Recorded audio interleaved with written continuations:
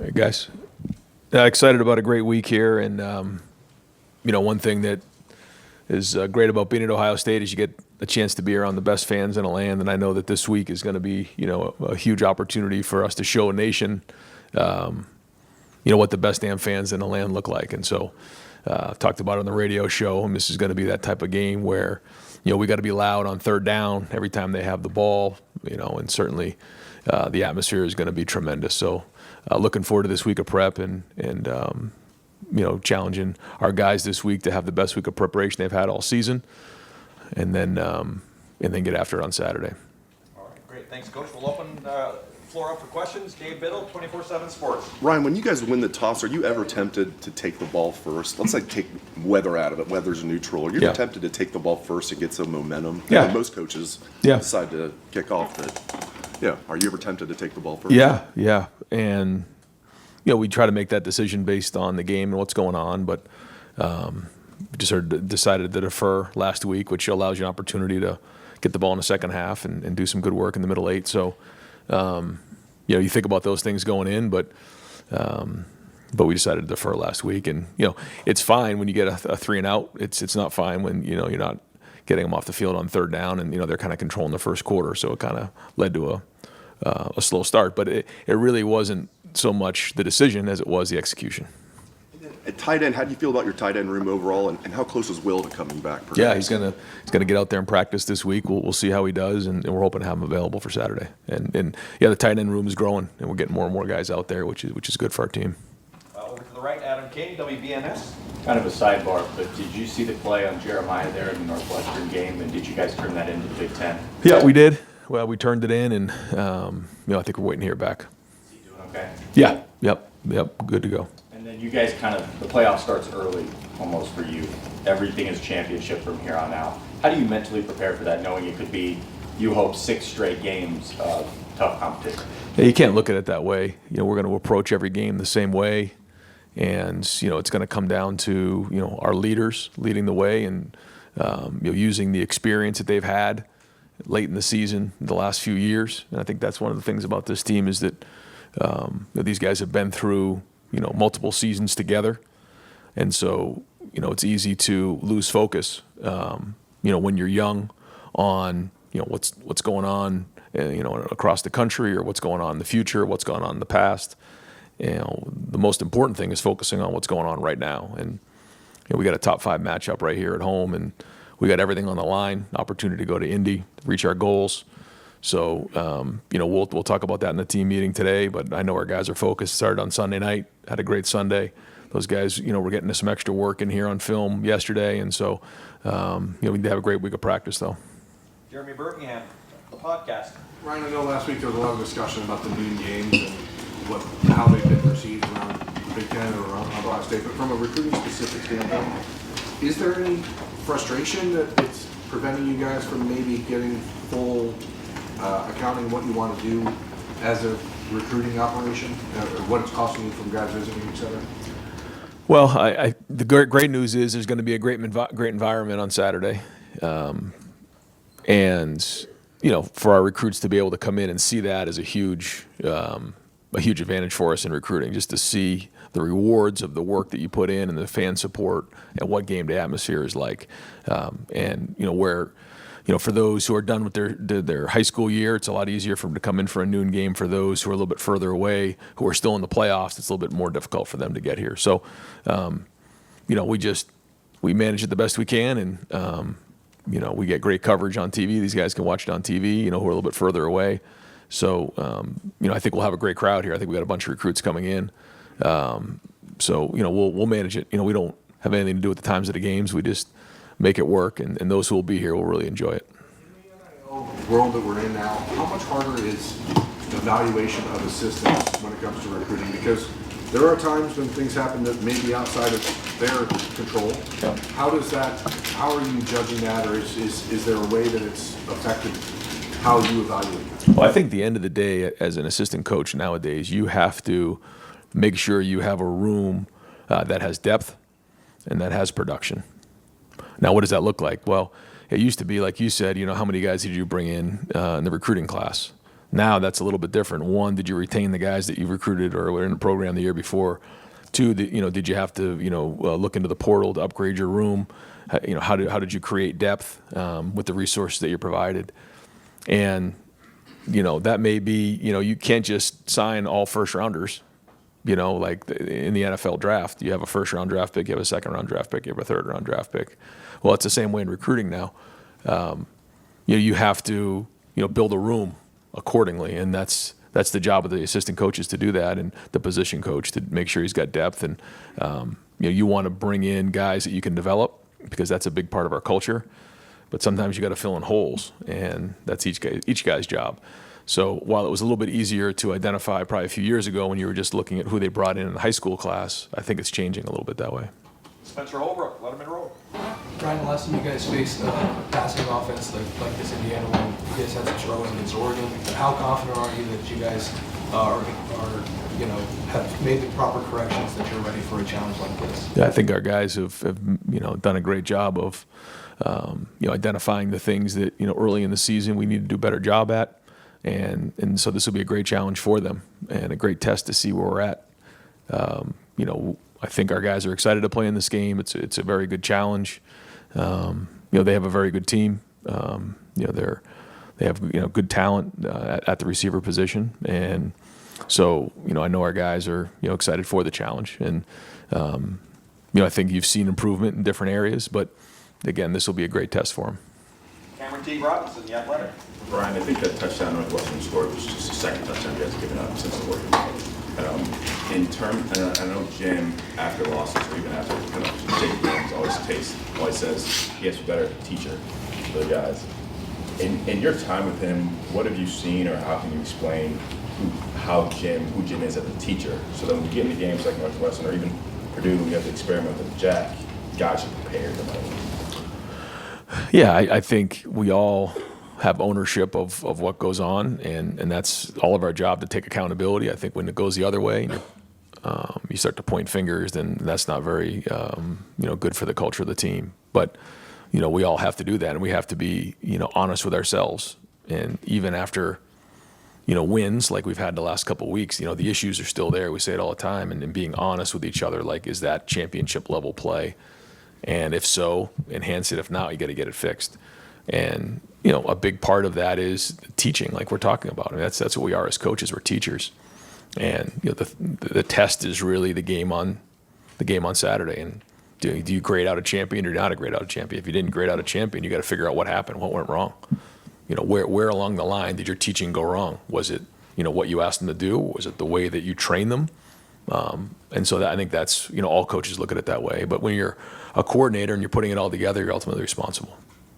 Andrew Gillis, Cleveland.com. Brian, obviously the next 2 weeks and maybe 3 are obviously very important for you on the field, but National Signing Day is in 2 weeks. So how are you guys kind of planning on juggling that as a staff, where it's the most important part of the season for you guys on the field? You also have to kind of deal with the circus that it is off the field. Yeah, that's end of November, early December, this time of year. It's been like this now for a few years, a little bit different, I guess, with things getting moved up, but it's just kind of what it is, and you got to recruit every day, but you also have a game you got to go win. And so it's multitasking at the highest level, but we got great people in the building here that help with all that and help with the communication. Dylan Davis, Delaware Gazette. When Will decided to come here, one of the biggest reasons that he decided to come here was because he wanted to develop into a top first, second round draft pick. When you looked at him when he got here in January as to where he is now, where has he taken the biggest step in that regard to being a better NFL prospect? I think the first thing is he's got a command on how we're trying to run our offense. I think he's got a good handle on protection, the run game. But I also think, he's seeing the route structures and how we do things and progressions better. I think his footwork is timing up better with the routes. I think he's got a good handle on our receivers. He's learning, more and more about third down, red zone, 2-minute. And that's really how you win games as a quarterback, as you start to continue to get higher levels of football. So a big part of it is his preparation. Not that he didn't do that where he was before, but you just see it growing each week. Bill Landis, Kings of the North, and the podcast. Right, I think Emeka had 12 touches when you guys played Oregon, and I think he's had 12 in the 4 games since then. Are teams doing anything to make it more difficult to get him the ball? Is it ever in your mind as the game is happening, like, hey, we have to make sure Emeka's getting his hands on the ball? I think one of the things from this year, when you just look at the number of plays we've had, and then when you look at the number of possessions we've had, they're down, and that's because we're huddling and going a little bit slower on offense for a lot of different reasons. But when you also have a game where the end of the game is kind of getting a little bit run into the ground, and those guys aren't playing the last couple of possessions, that adds up too. So I think that plays into it. And I shared this with our team, and I probably shared this with you guys. Down the stretch with our guys, and we have a lot of really good players who want the ball in their hands. But a big part of this team here wants to win, and so we all have to be willing to sacrifice, and we have to be unselfish because we've had guys who have won awards before and had number one this, number one that, but ultimately, like this team wants to win, and they have one mindset. So, to me, it's not about touches, and the guys have been great about that. I think Emeka's been a great example. I think both running backs have been a great example of that. It's like, I just want to do whatever I can to win the game, and those awards will come over time with a body of work. But there are going to be games where you're going to look at this, the stat sheet and not see as gaudy of numbers as maybe we've had in the past, but that's also because of the tempo, how we're running the offense now. I guess along those lines, I remember last year at Notre Dame, Emeka has a huge game for you guys. Touched the ball a lot against Oregon. He scored against Penn State this year. He does, regardless of how the season's flowing, he seems to have moments when you guys play big games. And I'm not asking you to divulge game plan here, but how much is it on the top of your mind when you're preparing for a game like this? Like, who are your guys that have showed you already that you can count on them in these situations? Yeah, we try to have a balanced attack going into every game. We but try not to just focus on one player or one personnel grouping or one formation. We try to spread the ball around. Now, the coverage will dictate where the ball goes, but where we put the pieces, and I think Brian's always done a great job of that, and Chip is a big part of that as well. As where is everybody at? The ball's not just going here. It's not just going to the receiver. It's not just going to the tight ends. It's not just going to the running backs. We try to move that thing around and not just focus on one guy. We try to spread it around. And then the game is going to go where it goes. But I think our guys deserve that. I think, all of our receivers who play deserve the ball. They work on the perimeter in terms of blocking. They're, very productive. And it's the same thing with the tight ends and the running backs. So, I think that also puts the most amount of stress on the defense when you have to defend everybody. Don Taveri, WBNS. Coach, I don't know how many of us would have predicted a top 5 matchup with Indiana being 10-0. When you look at them, and this is a team that was 3-9 a year ago, what jumps out as you look at this football team? Yeah, I think the first thing is that I don't think their players get enough credit. I think that, coaches have done a great job, and they're, they've done a nice job this year. But the players are the ones who play, and they have good players, and they've done a nice job of changing their roster or upgrading their roster in certain areas. I think they play very hard. They are well coached. They take care of the football. They cause turnovers. They play well in special teams, and their best players play on special teams. For instance, their top running back is back there as a protector in the punt, and which does a lot of things. Like it shows that special teams are important to them, but it also makes you be aware that, hey, there's a running back there when you're punting. So I think there's a lot of things they've done, but you can see that they've been very successful in everything they've been looking to do in terms of installing a culture, in all 3 phases, and so it's going to be a great challenge for our team. We're looking forward to it. Your coach is very confident. He has said some things, collision course with greatness and all this, said some things. Do you pay any attention to any of that stuff that's been said? Well, everybody has to motivate their team, and certainly when you feel like you have good players, then it certainly gives you confidence, and I think he's done a great job of instilling that. But ultimately, this is always about us, in our preparation. Every week we try to keep the same routine and focus on us. Now, you got to know your opponent. It's very, very important to know their tendencies and what they do. But in order to be consistent week in and week out, you got to keep the same routine, and that's about our routine. That's about our focus and what we need to do, and all the different core values that we believe in terms of winning games, and that'll be the same this week. Pat Murphy, 24/7 Sports. Ryan, not every game, but you guys have had times where maybe the offense starts slow, defense starts slow. I think you could say Saturday was a little bit of both. When you have looked back at some of those slow starts on either side of the ball, do you see any common connections or things that have been pointed out to try and get those faster starts, which obviously going forward you'll need? I think we all have the same expectation that, every time we touch the ball, we're going to go right down and score, and every time the defense goes out there, we're getting 3 and outs. But the truth is that we play against good teams, and they have good players, and they're going to move the ball every now and again and convert on some third downs and get some stops on defense. So, that's part of the game, but we're always looking to do better in terms of our execution. If there's some different things to get thrown out at us, we have to adapt to those things and identify how teams are coming at us.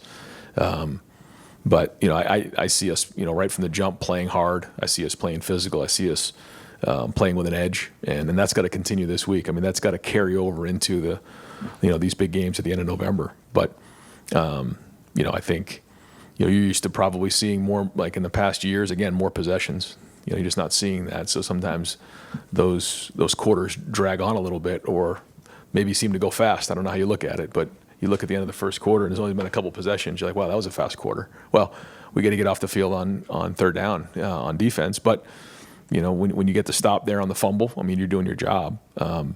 So at the end of the day, it comes down to efficiency. And it comes down to a high level of execution when you're not getting as many possessions, and that's what we got to do. Do you expect, as you get into postseason, that maybe teams will speed up a little bit as they try to not, take the ball from you guys as much as possible? It'll look more like a game we're more used to. I can see that, yeah. I think it just depends on the team, depends on the matchup, depends on what the other team's looking to do. But I think everyone's going to do whatever they possibly can to win the game, whatever they think that's best, and we have to be able to win any type of those games. But ultimately, it comes down to us, and whether we're getting off the field on third down and keeping the drives going on offense and scoring touchdowns in the red area. Stephen Means, Cleveland.com. Obviously, when you're evaluating guys as recruits, learn as much as you can about that. And once he gets into your program, there's maybe things that you couldn't have learned then that you know now. With Caleb, what did you think of him as a recruit? And then what's the thing that he has maybe shown you guys over the last 11 months that even when you guys were evaluating him coming out of high school, you had no idea that he was this? With Caleb in the recruiting process, you could tell at a young age, he just really loved football. And when you talked football, he was listening, and you better know what you're talking about when you get around him. That's the first thing you realize. And he comes from a football family. His brother, his dad, even mom. They know football now. So that's the first thing. And then you recognize the competitiveness. You saw it in high school. You see it now. He wants to always be involved in the games. It doesn't matter what the score is. He's bugging me about getting back in the game. Doesn't matter what the score is. Give me a shot. Give me one more series. That's just the way he's built. And it's contagious. And his energy, his passion for the game, I think, really carries over to the rest of the guys on the team. And it's infectious. IQ that he has. You see it a lot of times with quarterbacks, right? Like I think CJ was like this, where he could recount all types of stuff. Can you teach that, or is that something that is just kind of an innate trait that a kid has at his age? And it's a lot of times it's innate. The more reps you get, guys can start to get a feel for it more and more. But there's just certain things that guys have. They can see things before it happened, and that's the whole idea of anticipating as opposed to reacting. And the more preparation that you do, the more you can anticipate. He does a lot of work. He's here early in the morning. He's here late at night. He's watching film. He's getting extra work whenever he possibly can on the field. And because of that, this is what happens. And this is not just somebody who shows up right before meetings start and goes home when the whistle blows. He's here. He's working. And that leads to that. So, there are some natural instincts there, but then there's also the hard work that gets put in behind the scenes. It doesn't just, happen. So I think it's a great example for the rest of our players and for our younger players to see somebody who puts in that type of work. Dan Hope, 11 Warriors. Indiana's done a good job of, putting pressure on opponents this year up front on their defense. Do you feel like this offensive line, the chemistry you've been able to build the last few weeks, is where it needs to be ready for this challenge? Yeah, this is going to be a great challenge for the offensive line. I know they're excited about it. It's a very good and productive, and they've like you said, put up a lot of numbers and done a great job. They're moving every snap. They're penetrating, and they do a nice job with it. So I think our guys are excited about the challenge, and the game's going to be won up front. It seems like Donovan's gotten more and more comfortable each week at left tackle. How does that maybe kind of help you guys in terms of being able to game plan now that he's got a few games under his belt there? Yeah, you know what to expect. I think going into the Penn State game, you weren't too sure because you hadn't done it much. Now at least you have a body of work to work off of. So you know what you're getting right there. And the more he plays it, the more comfortable he's getting. Tony Girdman, Buckeye Huddle. How much time is spent with Will talking about what he might see that you guys haven't seen from Indiana at all this year? With the week off that they have? Yeah. You try to do things that, he knows well, but then also have some change-ups. And, I think for him, he's got some experience under his belt. He's seen a lot of different things. So if there's things that come up, we'll make adjustments as time goes on. But the good news for him is, he's played a lot of football. This isn't his first, big game that he's been in. So how much would that change if you're talking with a sophomore rather than a fifth-year guy? Yeah, that's significant. Yeah, it is. Yeah, because you just don't have those banked reps in your mind. You haven't been through it before. And, have you ever done this before? Yes. Okay, hey, we're going to do this. Have you ever done this before? No. All right, well, it's going to take a lot of work during a week, and you only have a few days to get ready. So, that plays into the game planning part of it, I would say. Steve Hillwagon, 24/7 Sports. Hey, Coach. Curtis Rourke came from Ohio University, and he was a really good run-pass guy at OU. He had over 800 yards rushing in his career, and this year he's netted 17. Now, they played a lot of blowout games. He hasn't had to run the ball, kind of like your quarterbacks in the blowouts, you don't run them. Is that a wrinkle that in a matchup game that you guys are preparing for, that he's got that in his repertoire? Sure. Is that something that is involved in preparing for him, and just what do you see with him? Yeah, no, he's played good football this year, and he has athleticism and can make guys miss and run, and he's seen him, obviously the numbers that he had leading into the season. So we got to make sure we're playing it honest. But I think he's played good football this year. The numbers speak for themselves, and he's very accurate in what he does, and he knows what he's doing. He's played a lot of football, so he's an experienced guy. So, again, great challenge for our team. Pro Football Focus had Lathan Ransom as the number 2 rated safety for however their grades go in the country. I don't know what you guys have him at. Probably pretty high. Seems like he's played pretty well. But just your thoughts about him. And, I mean, is it outlandish to think that you have both of the first-team safeties in the Big Ten with Lathan Ransom and Caleb Downs? I mean, it seems like they both had a pretty good year. Well, the first thing I'll say about Lathan and Caleb is they both bring a lot of energy to the table, and they're leaders. And again, energy is contagious. Execution fuels emotion, and they're executing well too. So they need to have great games in this game. Our best players have to play well. I mean, that's just the way it goes when you're in these types of games. And I think Lathan has played a lot of football here. You're seeing some of the best play right now. He's physical. He prepares. He cares a lot about his teammates. He cares a lot about Ohio State. He came back to win, and I'm glad he's a Buckeye. Bill Rabinowitz, Columbus Dispatch. Both you and Indiana. I mean, Indiana's really rebuilt their team with transfers. You've supplemented the roster with, and all the top 4 guys are really hit the jackpot with. How important has that been, obviously, but more importantly, what's the challenge of fitting those kind of guys into your culture?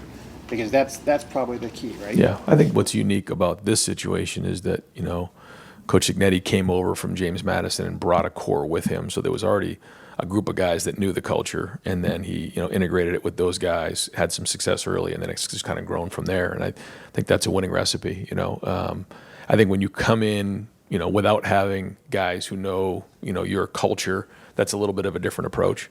And, for us, we want to make sure we're retaining as much of the roster as possible on a yearly basis, knowing that that's not possible to do everybody, but to keep the culture alive and to make sure we're recruiting the right people for our program. But, every program has their own philosophies in a different situation and has to respond appropriately. But at the end of the day, it's about, having a team who believes in, what you're trying to get done as a program, and then, also wants to play for each other. That's the thing about this team here. They're not worried about individual accolades or anything like this, especially late in the season. They're focused on winning, and they want to play for each other. And when you have that, you have a chance. And maybe ask you to state the obvious, but just how crucial have those four guys been to the success this year? Yeah, they've been a big part. Not only just the production but the leadership, and I think they've also just been respectful of the culture, respectful of the program, and the fact that they didn't just come in and just start barking at everybody. They earned the respect of their teammates, and then really fell into it. Now, when you look at Seth and Will, they're both playing leadership positions, and so that naturally happened. But they've been excellent in those areas. Austin Ward, podcast. Ryan, I can't remember a time that Denzel has ever been lacking in self-confidence, but the last few weeks, and maybe dating back to Oregon, just he looks frustrated. Even the throw on the sideline that he gave up on Saturday, just like after the play, just he looks frustrated. Are you sensing that from him? What is the confidence level he's working with right now? Yeah, I think he's going to have a great game this weekend. I think he's going to have a great week of preparation. I had a great conversation with him the other day, and he's excited about playing in this game. And they completed that one on the other day, but he knows he's got to play his best in big games. And I think he's going to have a great week of practice, and I'm looking forward to seeing him play on Saturday. You mentioned earlier just like the challenge for the pass defense and what Indiana's bringing. The last 4 games since Oregon, what have you guys thought about the evaluation for Denzel and Davison? Yeah, I think there's been really good, aggressive. There's been other things that we got to get better at, just like everybody else.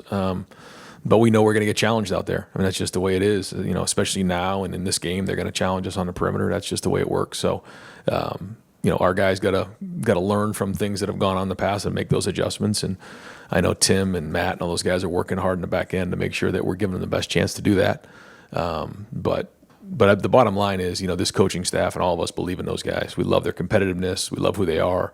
They're team players, and excited to see their week of work and excited to see them play on Saturday. Joey Kaufman, Columbus Dispatch. You guys have faced good receivers before this year in Oregon. Just wondering how this group of Indiana guys, their pass catchers, still got. It seems like they got a lot of guys who've been able to score. Just the depth and the overall, they've got like 4 or 5 guys who've had multiple touchdowns this year. What makes them a good receiving corps? Yeah, they're very productive. They made a lot of plays this year, and looked like they run really good routes and have good ball skills. And so we've played good receivers before, but these guys are just on par with those guys. And so again, we got to get to work this week and make sure that we have a great week of preparation so that our guys know what it's going to feel like on Saturday. But the combination of the route running, the throwing, the catching, and the way that the quarterback and the receivers work has been very productive up into this year. So, again, big for our guys this week. Mitchell Melton was on the unavailable list last week. Just what's his status? Yeah, he's going to practice today, and we'll kind of monitor as the week goes on. We'll wrap things up. Tim May, Letterman Row. Yeah, Ryan, how simple does it make it from a motivation standpoint? By the way, thanks, Jerry. How simple does it make from a motivation standpoint to face your team like yesterday and go, we win, we're in, winning takes care of everything? I mean, how simple does it make it in that aspect here in this last three games you want to play in the conference, including the championship game? Well, it's been like that, really since after the Oregon game. That hasn't changed. You lose any one of those games, then you're out. So that's not changed. We've always monitor, after the game's over, Saturday night, Sunday morning, what's going on across the conference. We saw, Indiana is becoming a big game. It's now a top 5 matchup. So, yeah, our guys are fired up for this one and know that this is a must-win for us. We've got to go win this game to go play in Indianapolis. And I know the team, the coaches, everybody in this building, the fans know what kind of a game this is, and we've got to bring it on Saturday. And the other thing, just 2 quickies. Number one, when you see a Dave Adolph make a play like he did, it's not just the 5-star guys, about this team. I mean, what is it that you really like about the makeup of this team from the standpoint of the guys you brought in, the guys who are have been rising through the ranks, et cetera? Do you feel like you've got that, like, just that cohesion you want at this point in the season? Yeah, I mean, that's kind of what we were talking about, when Byrne was asking the question about your room. There's a guy right here who, is on a roster, and he's making a difference on special teams. We need those types of guys, on the team. And, how much he gets to play at receiver, we'll see as his career goes on, but he's making a difference on special teams. That's a big deal. You think about where Xavier Johnson was in his career. He made a name for himself on special teams, then became a big player. Those guys, can make or break your team as the season goes on, and they're very critical. So, a lot of guys will talk about, the Jeremiah Smiths and the Carnell Tates, but it's these other guys that are also having a huge impact on these games.